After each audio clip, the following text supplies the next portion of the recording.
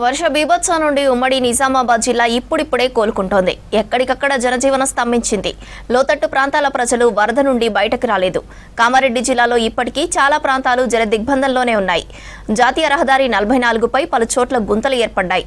వాహనాలను దారి మళ్లిస్తున్నారు అధికారులు. రాష్ట్రంలో 1291 ప్రాంతాల్లో రోడ్లు, కల్వర్టులు దెబ్బతిన్నాయని గుర్తించామన్నారు మంత్రి సీతక్క.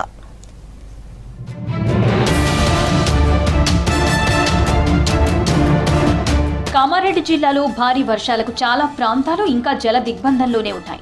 నేషనల్ హైవే 44 పై కిలోమీటర్ల వరకు ట్రాఫిక్ జామ్ ఏర్పడింది. దీంతో వాహనాలు ఎక్కడికక్కడ నిలిచిపోయాయి.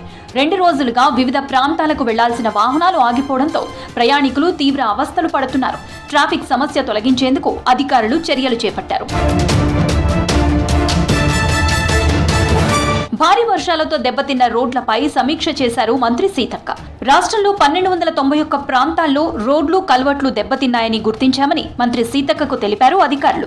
374 కోట్ల రూపాయల వరకు నష్టం జరిగిందని వివరించారు. వీలైనంత త్వరగా రహదారులను పునరుద్ధరించాలని అధికారులను ఆదేశించారు మంత్రి సీతక్క.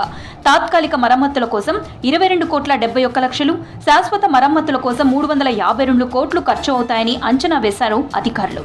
మొత్తం 22 గ్రామాలకు రాకపోకలు దెబ్బతినగా వాటిలో 14 గ్రామాలకు తాత్కాలికంగా రహదారులను పునరుద్ధరించినట్లు తెలిపారు.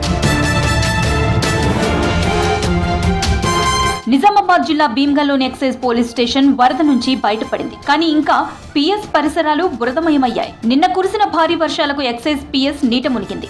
ఈ పరిసర ప్రాంతాలు చెరువును తలపించాయి. ముందు జాగ్రత్తగా పోలీస్ స్టేషన్లో రికార్డులను తరలించారు సిబ్బంది.